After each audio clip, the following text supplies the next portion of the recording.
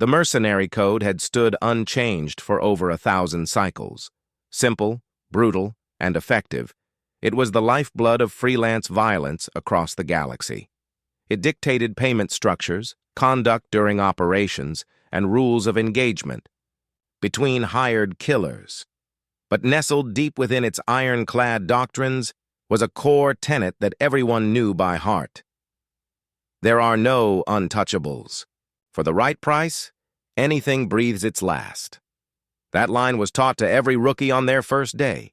It was carved into the walls of mercenary training academies and repeated before every job.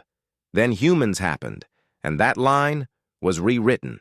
It began on a frozen moon orbiting the gas giant UVEX 9 during what was supposed to be a routine suppression contract. The client was the Hagari Banking Union, rich, ruthless, and furious. A human colony named Grendel's Reach had refused to vacate disputed territory, claiming the land was theirs by charter and blood. The Union didn't care. They hired the Stained Fang, an elite mercenary outfit with a spotless record and no moral compass. 40 confirmed campaigns. 0 failures.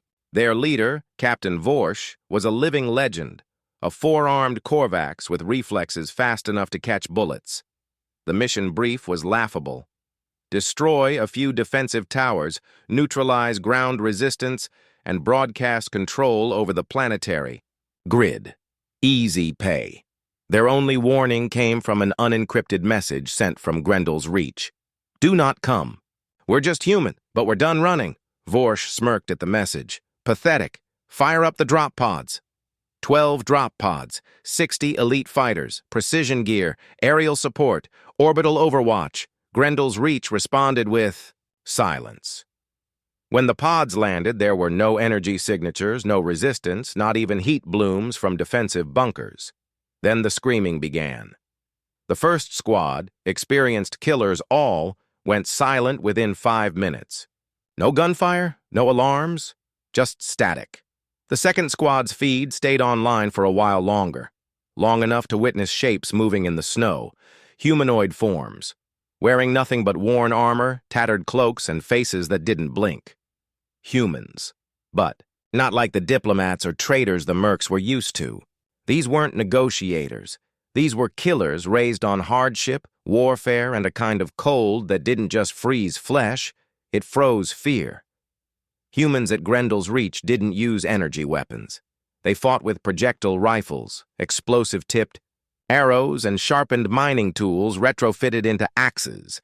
Their movements weren't elegant. They were efficient. One swing, one shot, one kill. They didn't take prisoners. But they didn't scream or roar either. They didn't brag or posture. They just advanced. And they never stopped. Even when wounded, especially when wounded, they pushed forward. One was shot clean through the chest and still managed to bisect a Korvax trooper with a welding torch. Before collapsing, Vorsh's troops broke formation by the second hour. By the third, they were running.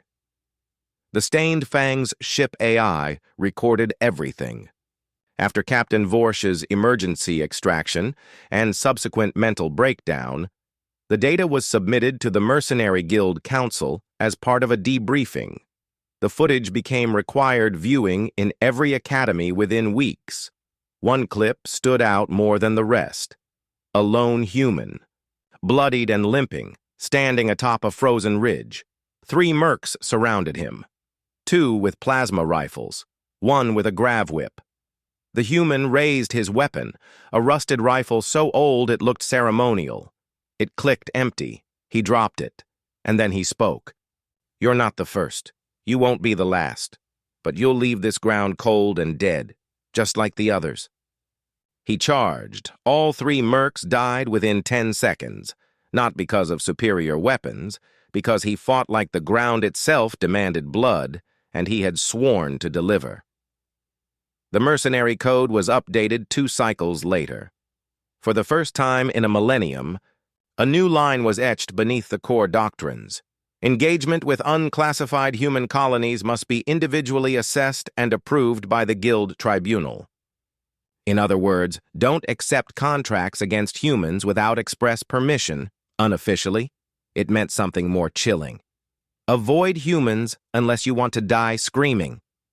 Since Grendel's Reach, mercenary crews have started sharing warnings in bars, at starports, in encrypted comms. They call them Whispers of the Pale-Eyed, stories of humans that don't retreat, that don't surrender, that don't even care if they die, as long as you go with them. To most species, death is the end. To humans, it's just the price of admission, and that's why mercenaries fear them, because they aren't fighting for credits or glory, they're fighting for each other. And if you try to take that away, you might wake up the wrong kind of human. The port of Varkesh was the kind of place where laws came to die. Orbiting a dead dwarf star, the station's metal bones groaned with the weight of every kind of scum the galaxy produced. Smugglers, pirates, mercs, arms dealers, and worse. It was a melting pot of vice, shielded by bribes and buried under 100 layers of plausible deniability.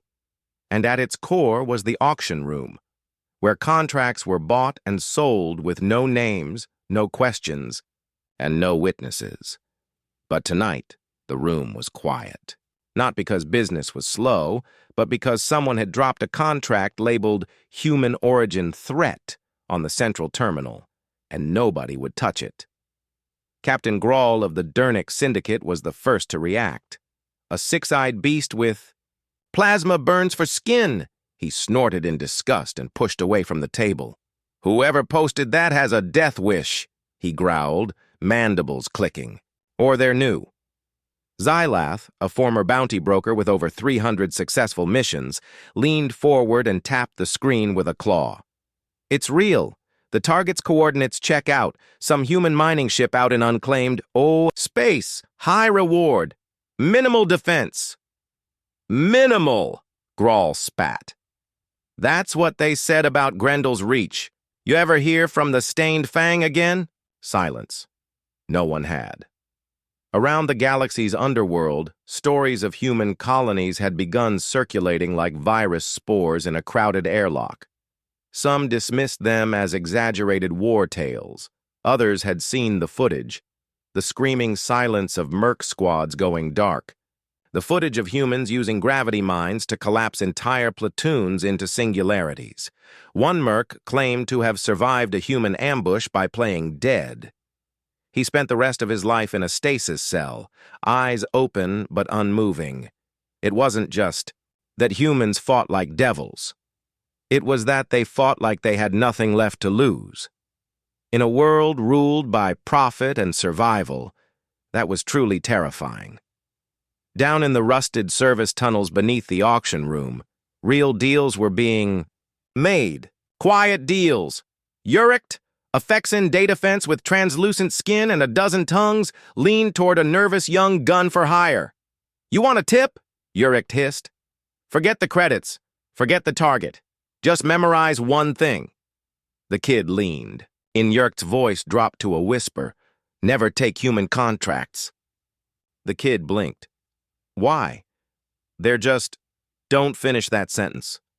Eric's many eyes flashed. That's how you end up a stain on a crater wall. 2 cycles ago, the Carthan Bloodblades, an elite assassination group, accepted a high-paying bounty on a human diplomat accused of espionage. They infiltrated his compound with full stealth tech, neutralized outer defenses, and reached his chambers in minutes. What they didn't expect was the room full of human children, orphans he was sheltering from a war zone. Nor did they expect the man himself to pull a fragmentation blade from under his desk and charge, bare-handed, into genetically enhanced killers. They killed him. But the kids got away. 2 days later, the Bloodblade's base, deep in a wormhole rift pocket, was vaporized. Not sabotaged. Not infiltrated. Vaporized. No one ever proved it was human retaliation. No one had to. The human origin contract still glowed on the terminal. Unclaimed, unbidded, toxic. An old merc with a cybernetic voice box finally muttered, "No payout's worth that risk." Xylath grunted. What's scarier? Humans with weapons Or humans with nothing left but vengeance? No one answered. Someone quietly shut the terminal down. Another merc scratched new graffiti into the auction wall just beneath an old rule about antimatter weapons.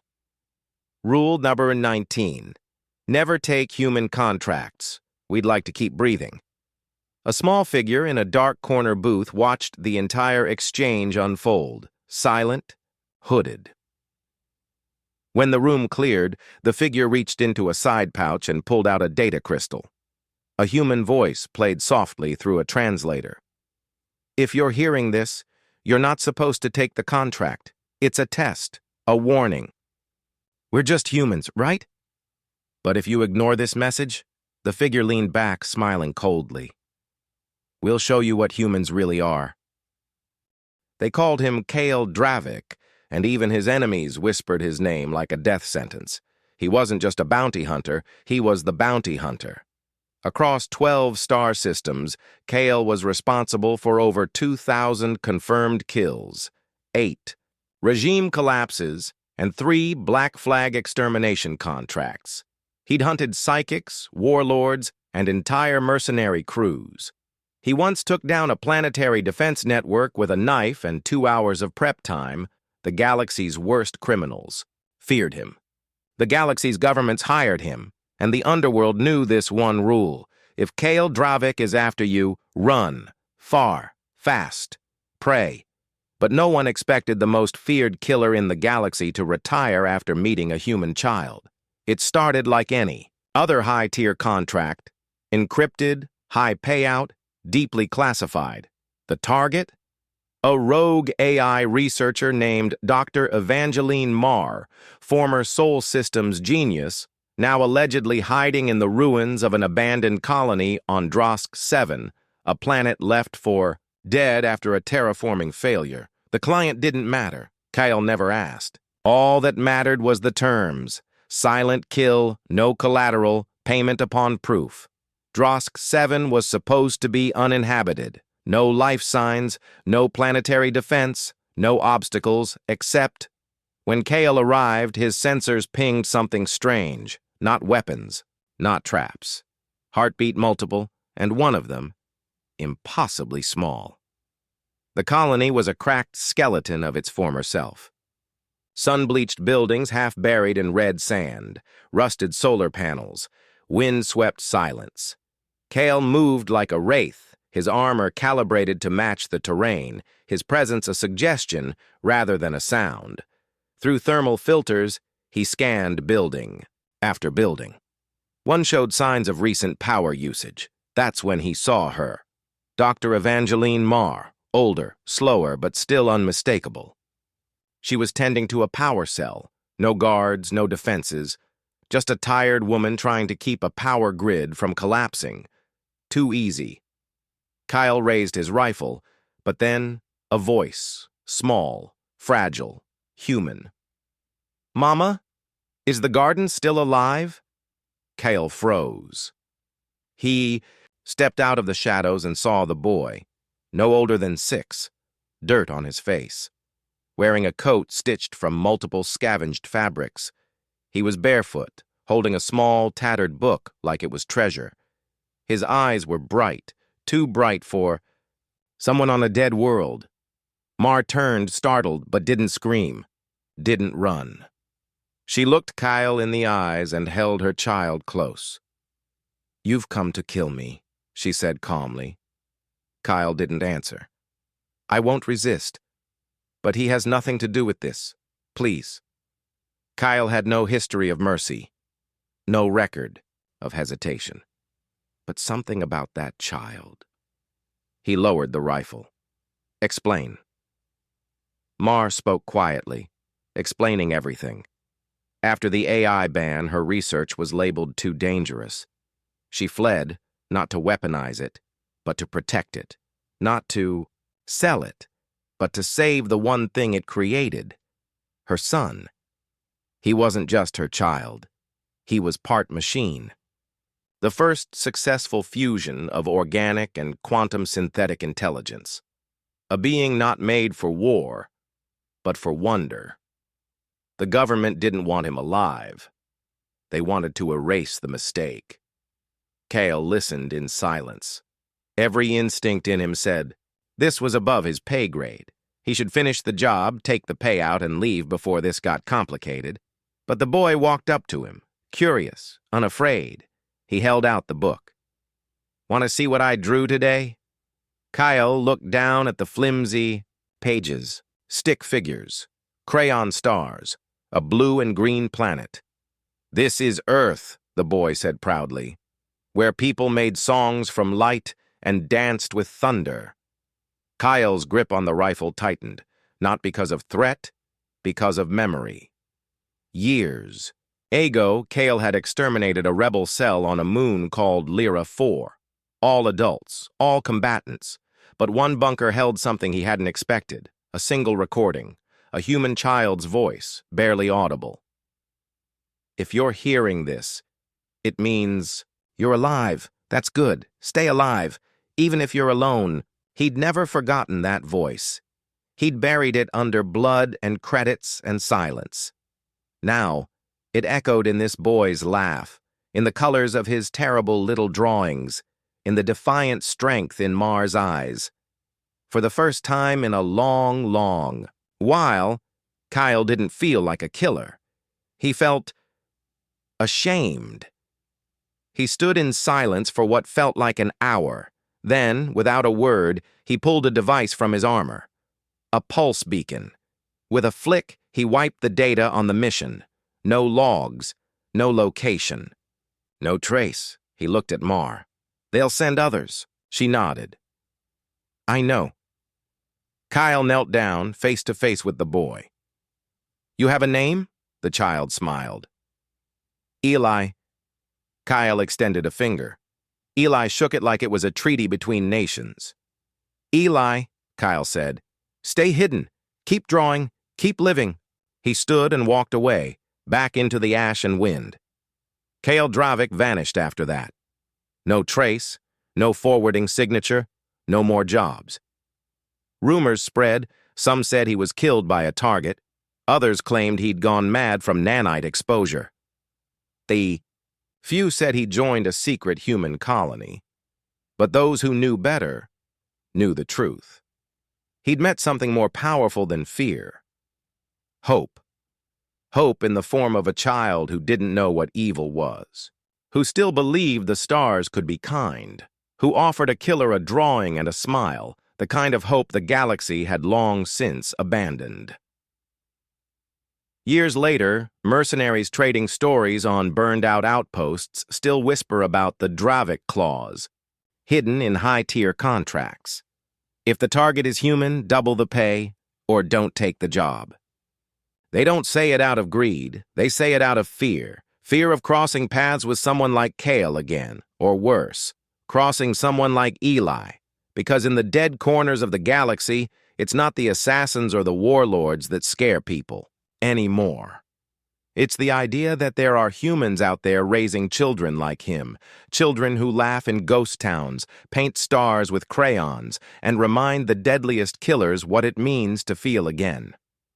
To anyone who finds this, I used to believe fear kept you alive, that loyalty was weakness, that empathy was a luxury. Then I met a boy who didn't know how to be afraid, and I realized maybe the only way we survive the galaxy is by remembering what we're fighting for. Not credits, not survival, but a child's smile, a planet called Earth, a future we don't deserve, but might still earn. If you're out there, Eli, keep drawing,